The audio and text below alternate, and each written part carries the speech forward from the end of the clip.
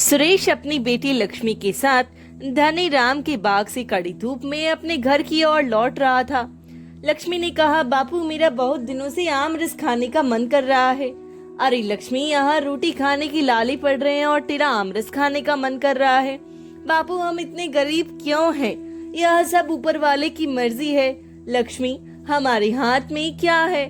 हम ऊपर वाले का मर्जी का सम्मान करना चाहिए। यह बोलते ही वह अपने घर आ गया। तभी इसकी पत्नी बोली, अरे सिद्धि सदी क्यों नहीं बोल देते अपनी बेटी से कि ईश्वर से प्रार्थना करे कि हमारी गरीबी दूर हो जाए, हमें भी पेट भरने के लिए भोजन का नसीब हो। अरे गायत्री, बच्चे के सामने ऐसी बातें नहीं करती। तुमको कितनी बार समझाया है। हाय हाय, बोल तो ऐसे रहे हो कि घर में दाल चावल और घी भर के गए हो।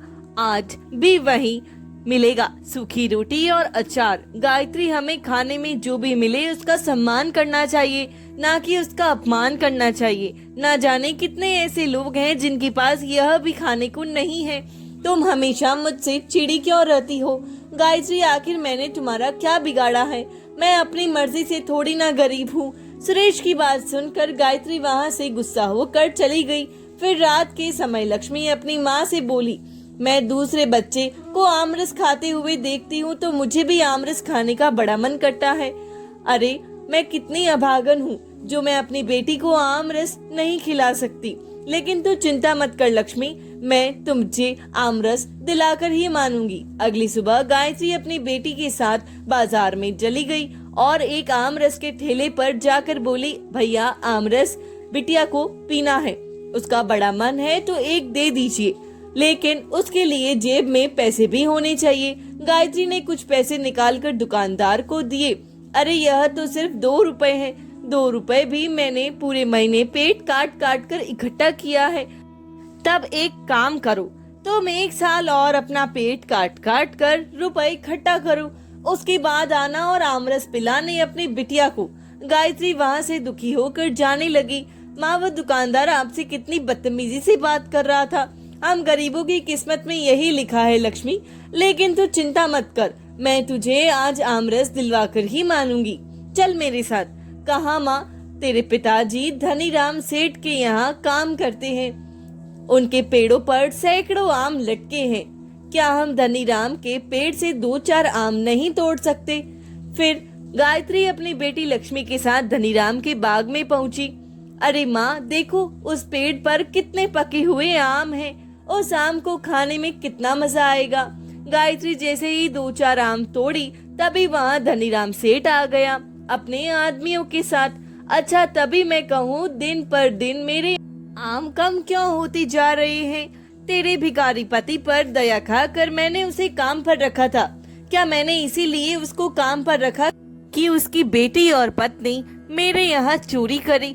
ऐसा मत कहिए धनीराम सेठ जी, मेरी बेटी को आमरस खाने का बड़ा मन कर रहा था तो सोचा कि आपके बाग के नीचे से 2-4 आम तोड़कर अपनी बेटी को खिला दूं। आखिर बच्ची ही तो है।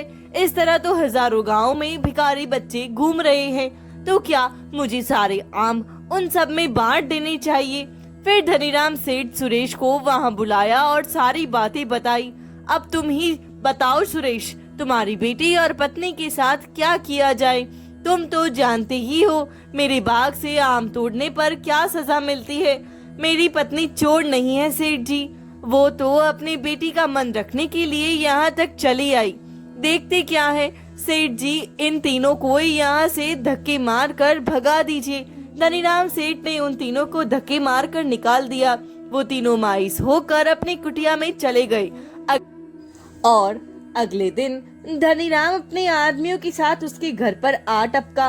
धनीराम सेठ, तुमने मेरी बेटी और पत्नी के साथ इतनी बदतमीजी से पेश आए, अब क्या चाहिए? क्या लेने आए हो? अरे सुरेश, तेरी पत्नी और तेरी बेटी ना जाने मेरे बाग से कब से चोरी कर रहे थे, तू भी इस चोरी में शामिल होगा।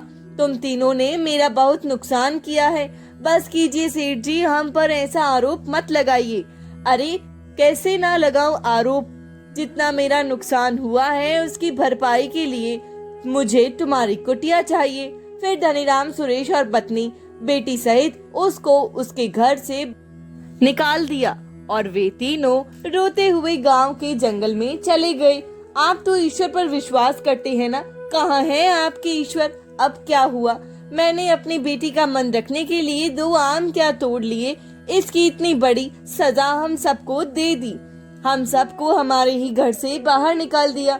गायत्री यह सब बोल ही रही थी, तभी वहाँ एक बुढ़िया आती है और उन सब से बोली, बेटा ईश्वर से नाराज नहीं होते, तुम लोग इतनी गर्मी में जंगल में क्या कर रहे हो? गायत्री अपने साथ हुए सारी घटना को उस बूढ़ी औरत से बताती है। हमारी सिर्फ इतनी सी गलती थी माँ। तभी अचानक उस बूढ़ी औरत ने उन तीनों के सामने एक बड़ा सा आम उन तीनों के हाथ में रख दिया। माँ, यह तो इतना बड़ा आम है, हमने तो इतना बड़ा आम जीवन भर में कभी नहीं देखा। यह कोई साधारण आम नहीं है बेटी, यह आम तो तुम्हारे लिए बनाया गया है। अरे दादी माँ, मुझे तो कुछ समझ में नहीं आ रहा, आप क्या बोल रही हैं? सब समझ में आ जाएगा मेरी बेटी। मेरे जाने के बाद मैंने जो तुम्हें आम दिया है उसके अंदर आम रस नहीं, ना जाने कितने गांव से बसे हुए हैं, जिस पर सिर्फ तुम लोगों का हक है। आखिर आप कौन है माँ जी? आपको पहचान नहीं रहे। मेरे जाने के बाद इस आम को तुम लोग काटना। मैं एक दिन तुम लोगों के पास आऊंगी और बताऊंगी स्वयं कि मैं कौन हूँ।